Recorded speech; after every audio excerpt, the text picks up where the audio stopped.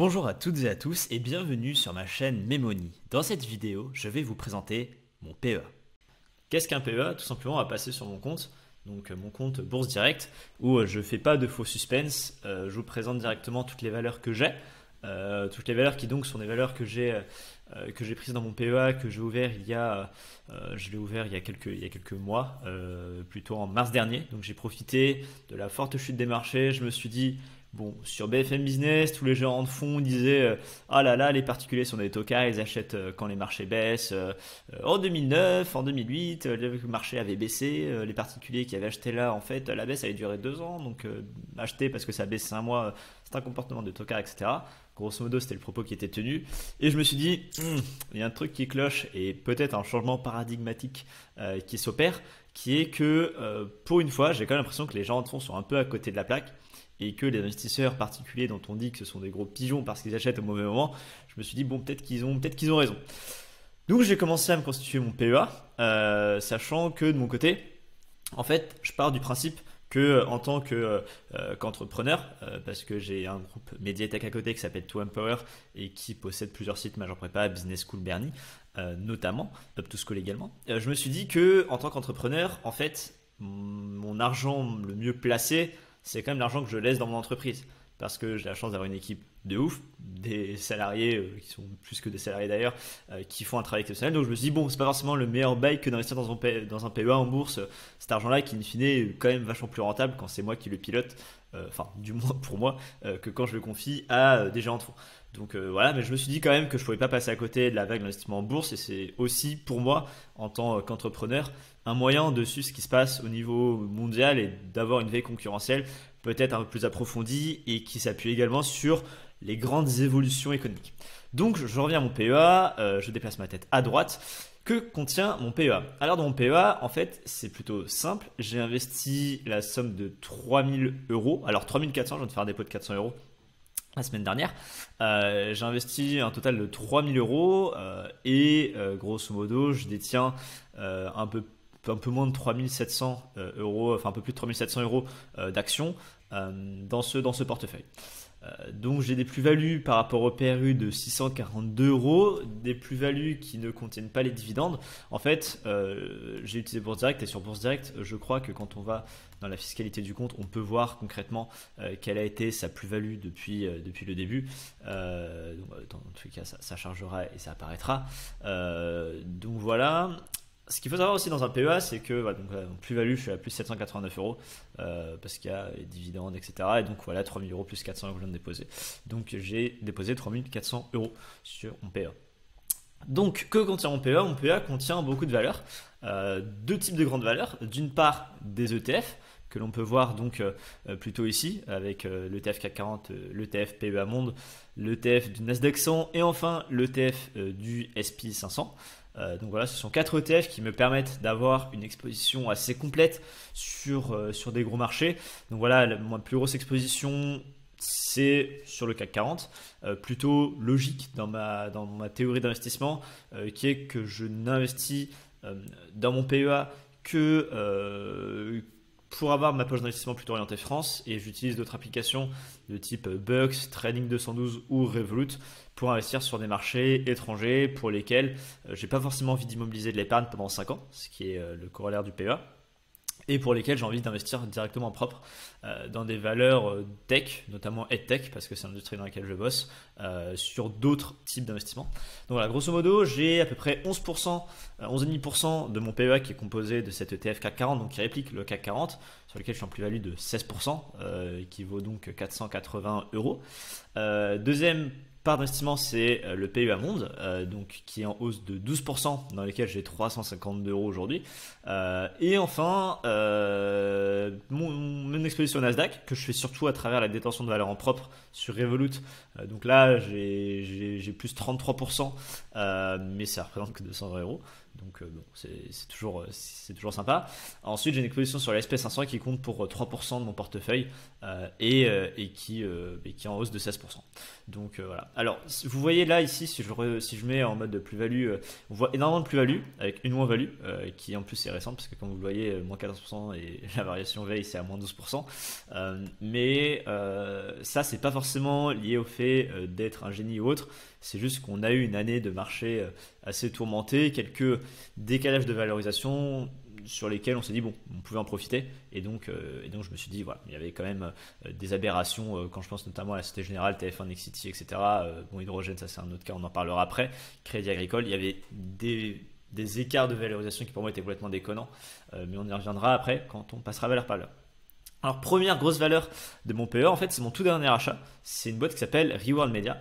Reward Media, c'est une boîte que j'aime beaucoup dans la mesure où il s'agit, pour moi, d'une adaptation d'un business qui, en Angleterre, a été fait avec beaucoup de réussite. Reward Media, c'est un groupe média français qui possède plusieurs grandes marques que vous connaissez. Plusieurs grandes marques et c'est un groupe, enfin il se revendique de la French Tech et c'est un groupe qui fait aujourd'hui plusieurs centaines de millions d'euros de chiffre d'affaires que j'aime beaucoup et sur lequel je pense que je ferai une vidéo un de ces quatre uniquement sur mon investissement dans Reward Media. Investissement que j'ai tardé à faire parce que le cours de bourse de Reward Media a connu une progression assez folle cette dernière année. Et donc voilà, il possède des marques que vous connaissez forcément, Autoplus, Media 365 qui appartenait à Jacques-Henri Hérault, le journal Automoto. Pour la verticale femme, il y a Grazia, Biba, etc. Enfin plein, bon la maison peut-être un peu moins dans notre cible, mais voilà, Top Santé, Dr Good, Science et Vie Junior que vous avez forcément lu quand vous étiez gamin. Téléstar, Télémagazine et aujourd'hui pas mal de ad tech à côté et aussi quelques chaînes de télévision, quelques ventures, etc. Et Reward Media, en fait, depuis un an, alors c'est un peu biaisé parce qu'on était dans la crise Covid et que les valorisations ont fortement augmenté, mais voilà, c'est une boîte que je suis à peu près depuis avril-mai dernier, dans lesquelles j'étais jamais rentré parce que en fait j'avais vu plus d'opportunités dans d'autres valeurs et que comme je vous l'ai dit, comme je suis entrepreneur, mon premier business c'est le mien plus que le fait d'investir dans d'autres boîtes. Et donc je suis rentré assez récemment dans Reward Media. Je suis rentré vers, je crois que je suis rentré en mars, je crois que je suis rentré là à 3,38 un truc comme ça. Et donc depuis ça a pas mal pris. Ça a pris 27% là quand je clique dessus et quand on est dans mon portefeuille ça a pris 28, donc voilà, je suis vraiment rentré à 3,34 de PRU. Donc voilà, je suis rentré plutôt au bon moment. Je suis rentré cette journée-là, je crois, le 3 mars. Voilà. Et c'est aussi, ils sont hyper smart, c'est-à-dire qu'ils vont prendre des marques médias qui sont un peu en des études, qui ne changent pas leur business model et ils scale.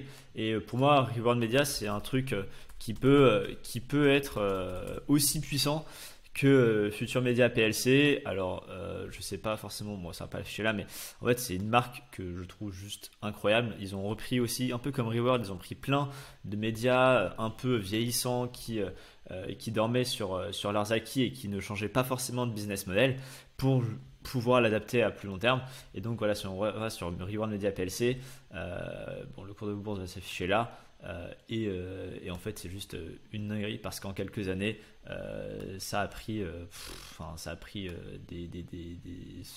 été multiplié par pas loin de 10, mais bon là je pense qu'on en dit rame un peu donc tant pis, tapez Reward tapez Future PLC et pour moi voilà, c'est un groupe qui valait rien du tout, qui a explosé à la hausse, donc voilà, j'y crois beaucoup sur cette valeur là. Voilà, sur Reward PLC. Ensuite, si je reviens dans mon portefeuille, deuxième valeur c'est Nexity. Nexity, c'est une valeur d'immobilier que vous connaissez forcément. C'est une valeur que j'avais déjà investi sur DEGIRO. Et donc c'est une valeur que j'ai entre guillemets déplacée dans mon PEA. Donc voilà, pour être hyper honnête, je l'avais acheté vers les 35-36 euros sur DEGIRO. Et là j'ai repêché entre guillemets à 27,28 € sur Bourse Direct. J'en ai pris un peu plus parce que j'en avais 3-4 et j'en ai 7 du coup. Et ça du coup ça compose, c'est 7% de mon PEA et en plus-value de 57%. Donc c'est une assez grosse plus-value. Je crois même qu'en plus-value nominative c'est la plus grosse. Effectivement quand on regarde ici 108 € c'est la plus grosse plus-value en termes sonnants et trébuchants. Et donc Nexity, vous avez forcément vu des panneaux correspondant à Nexity. Je suis quand même plutôt bullish sur cette boîte. les valorisations étaient vraiment déconnantes. Nexity s'est descendu vers les 21-22 euros, je crois, au plus bas. Mais bon, il y a toujours ce besoin d'immobilier, et les Français ont toujours besoin de se loger. Alors je fais une analyse de comptoir, là je le sais très bien, mais voilà, quand on décortique les comptes, c'est quand même une belle boîte, et peut-être que je le ferai de manière un peu différente. Troisième valeur, pour moi, c'est Total. Total avec un PRU moyen à 33 euros et un cours aujourd'hui à 39,10 € avec un peu de dividendes qui a été versé entre temps. Pour moi, Total, c'est une valeur sur laquelle je prends un pari macro à très long terme. Alors, c'est une valeur qui verse du dividende. J'aime pas le dividende parce que en fait, c'est juste du retranchement du cours de bourse. Mais bon, les gens aiment le dividende et on peut comprendre que ça puisse être un confort que de se dire que chaque année on touche une part du profit. Je préfère les boîtes qui investissent d'ailleurs dans leur développement. Mais bon, Total, c'est ma seule valeur entre guillemets dividende que j'ai, à côté des bancaires, mais qui ne rentrent pas dans une logique de dividende, sur laquelle je me dis, voilà, c'est une valeur entre guillemets de bon père de famille, mais c'est aussi une valeur d'avenir. Pourquoi? Parce que vous allez voir que dans mon portefeuille, j'ai quelques autres valeurs vertes, comme Neoen ou Voltalia, qu'on peut voir ou ici, ou même Hydrogen Refueling Solution. En fait, pour moi, Total, c'est la boîte qui, en France, a le plus d'argent pour investir vert. Total, je crois vraiment dans le pari macro de long terme, que c'est une boîte qui de toute façon va être obligée de se verdir parce que voilà, je fais pas partie des collapsologues qui pensent que le capitalisme va s'écrouler, etc. Je pense que la solution viendra des boîtes qui sont déjà présentes et que Total fait partie de la solution. Voilà, ça c'est 5,6% de mon PEA. 16% de plus-value avec un peu de dividendes versés, donc on est plus autour d'une vingtaine de pourcents in fine, mais voilà, c'est partie des valeurs dans lesquelles je crois plutôt beaucoup sur le long terme. Ensuite, on a la valeur dans laquelle je crois le moins à long terme de tout mon portefeuille, Lagardère. Lagardère, donc 10 actions à 19 euros, ce qui fait 226 euros et donc à peu près 30 balles de plus-value, 15% de plus-value. Pourquoi j'ai Lagardère? Tout simplement parce que je pense que Arnaud Lagardère va avoir son empire détricoté. On a eu des intérêts un peu de toutes parts entre Bernard Arnault, Vincent Bolloré, et peut-être que je ferai une vidéo sur ce sujet-là si ça vous intéresse, dites-le en commentaire. Et donc Lagardère, pour moi, c'est vraiment une valeur qui est purement spéculative, qui peut s'apprécier uniquement du fait que pour des grands groupes comme celui de Bolloré ou celui de Bernard Arnault, ça puisse faire l'objet d'un intérêt assez fort dans le fait de décortiquer ce groupe, de le splitter et donc que la somme de chacune des parties soit supérieure à la somme aujourd'hui de Lagardère. Voilà, je l'ai uniquement dans ce but-là et aussi parce que c'est marrant de pouvoir être un peu engagé dans ce genre de petite guerre. Ensuite, on retrouve le Nasdaq que j'ai déjà abordé avant. Puis je retrouve Danone. Danone, c'est une valeur qui est assez rigolote dans la mesure où si vous écoutiez les émissions boursières, notamment moi je me souviens d'émissions en mai 2019 où de manière assez rigolote, certains gérants de fonds voyaient Danone comme une espèce d'obligation. Elle était alors à 80 euros, elle avait connu un parcours en 2019 assez fou. Aujourd'hui, c'est une des valeurs les moins performantes de mon portefeuille, mais je la garde quand même pour le très long terme, dans la mesure où c'est une boîte effectivement qui ces derniers temps a eu quelques remous, avec notamment le départ d'Emmanuel Faber, qui voulait concilier capitalisme et sustainability et durabilité, pour le dire en bon français. Et Danone, j'y crois quand même pas mal à moyen long terme parce que c'est une valeur dans laquelle c'est de la consommation pas trop cyclique, c'est une valeur qui peut se réinventer et je pense qu'elle pourra compenser le retard qu'elle a vis-à-vis de Nestlé et autres. Je pense que, je dis très bien je pense que parce que j'ai aucune expertise sur ces marchés-là, mais voilà, pour moi je trouve plutôt normal d'avoir 4% exposé aux biens de consommation de la sorte. Ensuite, on retrouve Neoen, une valeur qui a fait beaucoup parler d'elle ces derniers temps. Une valeur qui a récemment annoncé une augmentation de capital de 600 millions d'euros. Une valeur qui est montée très haut, très fort. Elle faisait partie de mes shots à plus de 100% 2020. Parce qu'en 2020, il y a pas mal de valeurs dans lesquelles j'ai investi, Upwork, To You, et pas mal d'autres qui ont dépassé le plus 100% de plus-value, voire même certaines qui ont fait plus 200 voire plus 300, et Neoen en faisait partie, mais a beaucoup baissé ces derniers temps avec son projet d'augmentation de capital qui se fait à un prix assez bas, à 28 euros, avec l'émission de quelques DPS, de pourcentage de souscription, qui figure là en dernière ligne. Et donc voilà, Neoen, c'est une valeur qui n'est plus qu'en plus-value de 26%. C'était monté à peu près à 6% de mon PEA à une époque. mais aujourd'hui c'est beaucoup moins. Ensuite on arrive à TF1. TF1 c'est un groupe qui est extrêmement décoté, mais vraiment, qui vaut pas grand chose. TF1, j'en avais parlé dans ma revue de tech où je me disais mais c'est fou, il y a des petites tech aux États-Unis que personne ne connaît qui valent plus qu'un groupe comme TF1. Donc TF1 sur un an ça a quand même pas mal repris. Donc comme vous voyez mon prix de revient moyen il est à 4,89, ce qui fait que je l'ai pêché plutôt au bon moment. Je crois que j'ai dû le pêcher là en juin. Et c'est une valeur qui effectivement on a retrouvé ce niveau là juste avant l'annonce du vaccin fin octobre, mais c'est une valeur qui là profite de mouvements spéculatifs. On se rend compte quand même que ok les médias ne valent pas grand chose etc, mais c'est quand même c'est une boîte qui peut payer 6% de dividendes. Je n'aime pas de dividendes, je le répète, mais tout simplement parce qu'elle est sous-valorisée. Elle a connu forcément un ratio cours sur bénéfice artificiellement élevé du fait qu'on sort d'une année assez particulière, mais voilà, sur le long terme effectivement on est sur une valeur qui vaut pas grand chose par rapport aux grandes heures, ce qui est normal parce que les médias ne sont pas adaptés autant que ça. Mais voilà, quand je l'avais pêché ici à 4,80, c'est quand même sous-valorisé. Ça reste un groupe qui a une certaine valeur. C'est le premier groupe média de France et à cette époque-là TF1 valait à peine 1 milliard d'euros. Et pour moi c'est décoté. TF1 ne vaut pas qu'1 milliard d'euros. Ne vaut 1 milliard d'euros de market cap et puis avec la dette etc un peu plus, mais ça reste ridiculement bas. Et donc ça fait partie des espèces d'aberrations du marché français. Un marché dans lequel, contrairement au marché américain d'ailleurs, on peut retrouver beaucoup d'entreprises qui sont clairement sous-valorisées, ce qui nourrit d'ailleurs les sorties de la cote. Récemment on a eu PSB Industrie, je n'étais pas investi dedans, mais PSB c'est une valeur qui a été sortie par les fondateurs parce qu'elle ne valait rien. C'est une boîte d'emballage qui se traînait à 18 euros. Sur des cours, sur une market cap ridicule, et donc les fondateurs se sont dit mais ça vaut rien, ça ne valorise pas l'entreprise à sa juste valeur, on la sort de la cote à 30 euros. Donc voilà, ce qui fait que on a ces boîtes qui sortent de la bourse. De même on a pas mal de boîtes. Alors il y a le groupe Bell qui est aussi sorti de la bourse, qui va sortir de la bourse avec la sortie de Lactalis etc. Encore une fois une grosse prime pour une valeur qui se traînait à quelques centaines d'euros. On ressort ces valeurs de la bourse parce qu'on juge que la bourse ne valorise pas correctement ces valeurs au moment où les valorisations dans le marché du private equity sont au plus haut. C'est-à-dire que dans le private equity, souvent des boîtes sont bien mieux valorisées qu'en bourse, ce qui est assez inédit parce qu'en général il y a une prime à la liquidité boursière qui fait que les valeurs sont plus valorisées en bourse que quand elles sont non cotées. Ces dernières années, ça a tendance à un peu s'inverser, et ce qui fait qu'on a cette tentation de sortir de la bourse. Bref, parenthèse fermée sur ça. Autre valeur que je possède, Engie. J'avoue ne pas avoir de très grande conviction dessus. Pourquoi j'ai acheté? Tout simplement parce que il y a des projets potentiels de séparer l'activité en plusieurs briques, un peu comme Lagardère. Mais Engie, ça reste quand même un espèce de flop français avec sur le long terme une destruction de valeur assez forte qu'on peut du coup pêcher là pour pas très cher. C'était tombé vers 9 euros etc. Voilà, ça reste un mastodonte de l'énergie qui paye un gros dividende, mais voilà, quand on regarde sur le très long terme, c'est une valeur qui est décotée. Alors effectivement, on ne tombe pas dans le prisme, mais on en parle avec la Société Générale de oh là là, regardez sur le long terme, le graphique était plus haut avant, donc c'est plus bas, donc ça peut créer de la valeur. Non, surtout pas. Mais c'est quand même une boîte qui vaut beaucoup moins en bourse que ce qu'elle pourrait valoir avec un bon management. Donc on se dit que ça peut marcher. Autre valeur durable, Voltalia qui est en hausse de 17%, depuis mon acquisition, qui représente à peu près 3% de mon PEA.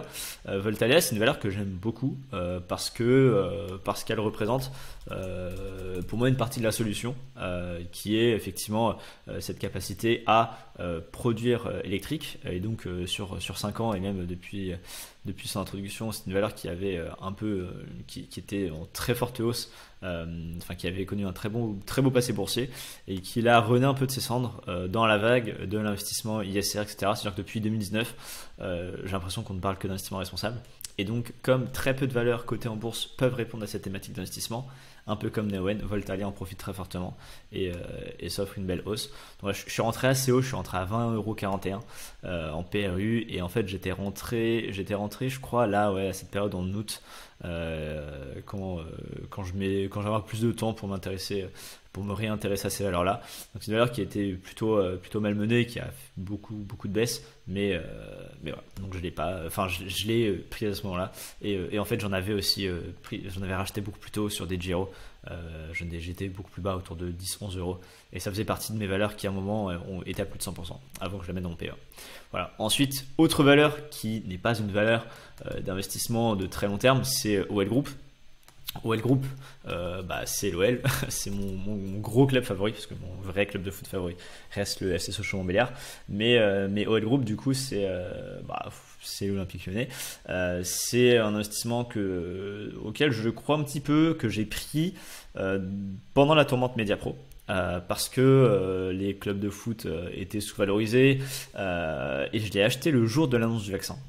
Et l'OL n'avait toujours pas réagi à cette nouvelle-là. Et pour moi, l'annonce des premiers vaccins début novembre, c'était pour moi c'était enfin le moment où effectivement on pouvait voir le début du bout du tunnel pour ces valeurs-là. Donc ce qu'il faut savoir, c'est que OL Group en fait a une structure double. Donc c'est-à-dire que si elle capitalise que 117 millions d'euros, en fait elle a une valorisation boursière qui est supérieure parce qu'elle a des OSRAN qui sont des obligations qui sont remboursées en actions. Et donc il y a 1 million d'OSRAN et pour les rembourser, en fait l'OL Group créera 91 millions d'actions. Donc ça fait beaucoup, et ce qui fait qu'aujourd'hui le Group vaut à peu près 343 millions d'euros au total. Je trouve que c'est pas complètement déconnant en vue de l'histoire du groupe, et on achète jamais une histoire, on achète un potentiel futur, et je pense que les clubs de sport valent beaucoup plus que ça. Voir l'OL valorisé à 343 millions d'euros quand on voit le prix des franchises aux États-Unis sur un énorme développement du sport business. Si on pense que le sport business va se développer en France dans les années à venir de la même manière qu'il s'est développé à l'étranger, alors pas forcément avec les mêmes chiffres, mais même si on se développe qu'au potentiel de 10% de ce qui se fait aux États-Unis sur des championnats de type NBA, c'est possible. Aujourd'hui, des franchises de MLS valent plus que l'OL. S'il met MLS Evaluation 2020, des clubs qui n'ont aucun palmarès, aucune histoire, valent parfois autant, voire bien plus que l'OL Group. Et donc voilà, si on va sur des franchises MLS, on a des prises de participation qui se font à des valeurs un peu déconnantes. Et voilà, si on regarde ici, on a ça. Voilà, quand on voit que en fait OL Group in fine vaut autant que si on prend le change euro-dollar, que New York City FC, que d'autres. Et puis ça, c'est en 2019. Bon voilà, on va voir ce que ça donne avec la Covid, mais pour le coup, le soccer, c'est en plein développement aux États-Unis, et le groupe d'ailleurs est présent sur le marché en ayant racheté le club champion de Feminine Soccer. Donc voilà. Mais c'est un groupe dans lequel j'y crois énormément, et je vous mettrai le lien de cet article-là si vous voulez voir quelle est la valo de ces clubs de foot à l'étranger. Ensuite, pourquoi il faut toujours avoir plus confiance dans ces business que dans les business gérés par d'autres? Atos, c'est une valeur, je ne sais même pas pourquoi je l'ai encore d'ailleurs. C'est une valeur qui a déçu par 2 fois. Atos a un management qui est très peu fiable. Le management avait dit il y a quelques mois qu'il n'allait pas vouloir racheter de grosses boîtes, et ils sont ressortis du bois il y a, je sais plus si c'était en novembre ou en décembre, en disant qu'ils allaient racheter un groupe US plus gros que lui, dans des métiers qui sont des métiers qui ne sont pas des métiers porteurs d'avenir. Quelques jours seulement après, dans une réunion investisseur, avoir dit qu'ils ne cherchaient pas de grosses acquisitions. Donc déjà, gros problème de confiance. Et là, en fait, il y a eu la révélation vendredi dernier d'un scandale aux États-Unis où Atos dit avoir potentiellement des erreurs sur sa comptabilité. Donc voilà, bon, j'ai 2 actions. Pour moi, c'est une valeur qui est bien gérée, pourrait valoir beaucoup plus, mais juste comme le management actuel n'a pas la confiance des marchés, et puis ça se comprend, ça vaut peu de sous-sous. Ensuite, on passe à la Société Générale. Société Générale, c'est une action qui a pris très cher. Et justement, quand je vous disais tout à l'heure que c'est pas parce qu'une action a connu des gros contre-coups boursiers qu'elle ne peut pas forcément s'en sortir. Sur la SOGEI en un an, effectivement, c'est plutôt clean. C'est une valeur que j'ai pêché à combien? J'ai pêché à 14 euros en PRU, j'en ai que 5, hein, c'est pas comme si c'était un énorme investissement. J'ai dû la pêcher à peu près là, fin juillet, début août. Et c'est une valeur qui, depuis, a un beau parcours, mais quand on dit que c'est pas parce qu'une action a valu beaucoup qu'elle remontera à ce niveau-là, voilà, c'est une action qui montait en 2007 à pas loin de plus de 140 euros, et qui depuis est aujourd'hui à 22,68 euros. Ça vaut 19 milliards d'euros, ça paye un dividende de 2,5% par an. Je répète que je déteste le dividende si vous ne l'avez pas compris. Par contre, si je déteste le dividende, j'aime les pouces bleus, donc mettez un petit pouce bleu, ça fera plaisir, ça coûte pas grand chose et ça permettra à l'algorithme YouTube de mieux repérer ce genre de vidéos. Et du coup, si on revient à la SOG, on est sur une valeur qui effectivement était décotée, qui là, quand je la prenais à 14 euros, valait seulement 30% de ses fonds propres. Et même si effectivement la SOG a beaucoup d'emprunts qui ont été soutenus par l'État et qui sont dans des boîtes pas forcément très solvables, net valorisé qu'à hauteur de 30% de ses fonds propres, c'était pour moi une aberration. Et aujourd'hui, on est sur des valorisations à peu près 50% des fonds propres, peut-être un peu plus maintenant, mais ça reste très peu. Et donc je l'ai prise purement dans une optique de value, de même pour Crédit Agricole, que j'ai acheté exactement dans cette même optique de value. Donc là, sur Crédit Agricole Bourse, ça rentre dans cette optique-là, et c'est le genre de valeur dans lesquelles il faut savoir se dire, je rentre, j'investis long terme. Pourquoi? Parce que Crédit Agricole, par exemple, c'est une valeur que j'ai achetée à 8 euros et quelques. Quand elle tombe à 6,66 €, il faut savoir se dire, je ne fais pas d'erreur, je la garde. Et même j'en rachète si j'y crois vraiment. Je n'ai pas particulièrement racheté parce que je préfère investir dans d'autres choses. Mais voilà, c'est une valeur qui s'est plutôt bien reprise et qui, si on regarde son parcours max, pour le coup, Crédit Agricole retrouve une valo à peu près normale, conforme à celle qu'on voit sur les 5 dernières années à peu près. Donc on en est là. Je suis pas sûr que je les garde très longtemps, mais bon, c'est 87 € et 113 €, donc c'est des valeurs qui dorment dans mon portefeuille. Ensuite, on a Prosus, qui est un groupe chinois qui en fait est plus connu pour être à l'origine de Tencent. Et Prosus, c'est une boîte qui est hyper intéressante dans la mesure où c'est quelque chose qui est assez sous-valorisé d'ailleurs. C'est en gros une émanation de Naspers, un groupe de presse sud-africain qui a racheté Tencent, enfin qui a une participation dans Tencent. Ils avaient misé quelques dizaines de millions d'euros et c'est une participation qui aujourd'hui vaut plusieurs centaines de milliards d'euros. Et donc ils ont mis une partie de cette participation dans ce véhicule Prosus, qui sert aussi à être présent dans pas mal de boîtes, donc dans pas mal de tech. Moi j'aime beaucoup Udemy, Skillsoft, qui va être public aussi, SimilarWeb que j'utilise toujours pour faire mes veilles de site. On peut voir effectivement, alors là j'ai ma veille ici, bon, il n'y a pas assez de trafic dessus pour que ce soit pertinent. Eruditus, Byju's, Brainly, etc. Ce sont des boîtes que j'aime beaucoup, Codecademy et autres. Il y a beaucoup d'entreprises de la tech et c'est une boîte qui en fait in fine ne sert qu'à posséder Tencent, et donc Tencent c'est ce géant chinois de l'internet que vous connaissez forcément, qui vaut plusieurs centaines de milliards de dollars et qui possède une ribambelle de groupes. Donc voilà, c'est un géant chinois qui capitalise je crois plus de 500 milliards de dollars, peut-être que je me trompe, mais qui vaut énormément d'argent. Donc c'est un moyen d'être exposé à ça, et c'est aussi un moyen dans mon PEA d'être exposé à la Chine et d'avoir une brique tech. Je cherche pas particulièrement d'exposition à la Chine, étant donné que c'est un marché très peu régulé, avec beaucoup de boîtes qui sont très peu reconnues, enfin qui ont des pratiques comptables que je ne comprends pas, et donc quand je comprends pas, j'investis pas. Voilà, c'est simple que ça. Et d'ailleurs ça tombe bien parce que cette année c'est le marché le plus en retard au niveau mondial.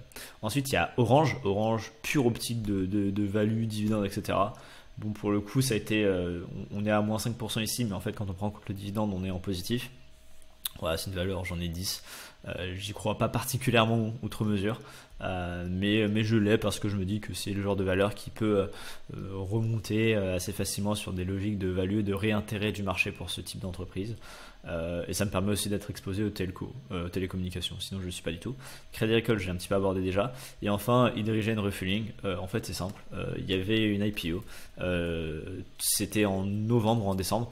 J'étais clairement dans une optique où je me disais que, étant donné que c'est une seule valeur hydrogène, tout le monde va vouloir en prendre, et que lors de l'introduction en bourse, on va avoir une explosion de la valeur. Et ben en fait, oui, totalement. J'ai acheté cette valeur, à l'IPO, donc ça a très vite monté, mais de manière complètement déconnante. C'est-à-dire que à l'IPO, on l'avait pour 25 €, et c'est monté jusqu'à 47 €. C'était quasiment un x2. Et si on prend plus haut, c'est même monté à 49,60 €, on le voit ici. Et du coup, depuis, c'est une valeur qui vote autour de 30 €, qui là reconnaît un espèce de nouveau regain d'intérêt. J'ai pas l'intention de la garder hyper longtemps, mais de toute façon, c'est quoi, on parle de 38,75 €. Et voilà, donc ça c'était mon PEA. je compte faire quelques vidéos sur d'autres valeurs. En commentaire, dites-moi à quoi ressemble votre PEA aussi. Donc comme vous le voyez, je pourrais, mon PEA me permet aussi de suivre certaines valeurs.